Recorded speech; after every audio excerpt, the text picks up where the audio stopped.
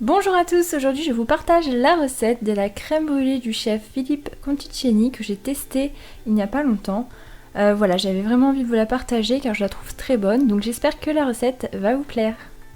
Il vous faut du sucre blanc, de la cassonade, de la crème liquide, des jaunes d'œufs, vous avez besoin de lait et des gousses de vanille. Dans un premier temps, le chef fait infuser la vanille, donc les gousses grattées, dans le lait et la crème. Vous pouvez ensuite filmer au contact et laisser toute une nuit au réfrigérateur. Si vous n'avez pas le temps, vous pouvez très bien laisser infuser directement sur le feu la gousse de vanille dans le lait et la crème. Une fois sorti du réfrigérateur, je mets donc à feu doux le mélange crème, vanille et lait sur le feu. Dans un saladier à part, je mélange les jaunes et le sucre. Il ne faut pas laisser trop longtemps en contact les jaunes et le sucre. Une fois que le mélange lait et crème est bien chaud, vous allez pouvoir le verser sur les œufs.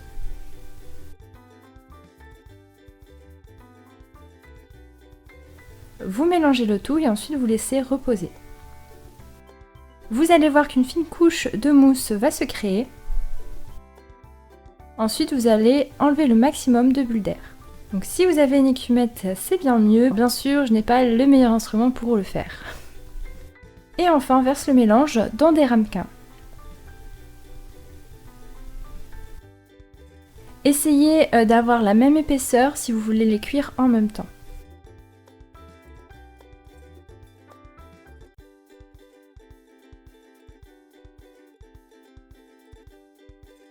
Je dépose les ramequins directement sur une plaque et j'enfourne environ 1 heure à 90 degrés.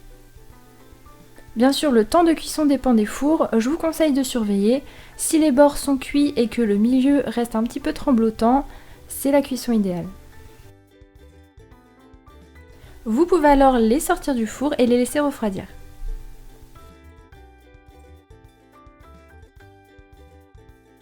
Une fois les crèmes bien froides, vous pouvez soit les mettre au réfrigérateur si vous ne les mangez pas tout de suite, soit directement passer à l'étape suivante, c'est-à-dire réaliser la couche de sucre craquante. Pour cela, vous commencez par déposer sur toute la surface de votre crème de la cassonade.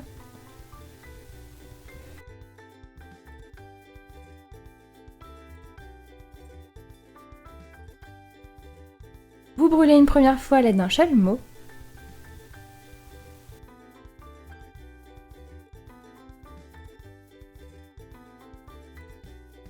Vous redéposez une deuxième couche de cassonade pour ensuite brûler une dernière fois. Vous allez ainsi obtenir une couche craquante de sucre qui est assez caractéristique de cette crème brûlée bien sûr. Et voilà, j'espère que la recette va vous plaire. C'est un dessert qui reste très léger en fin de repas. Comme d'habitude, n'hésitez pas à vous abonner à ma chaîne pour suivre toutes mes vidéos, mais aussi à activer la petite cloche pour recevoir toutes les notifications. Vous pouvez également me rejoindre sur les réseaux sociaux. Je vous dis à très bientôt pour de nouvelles vidéos.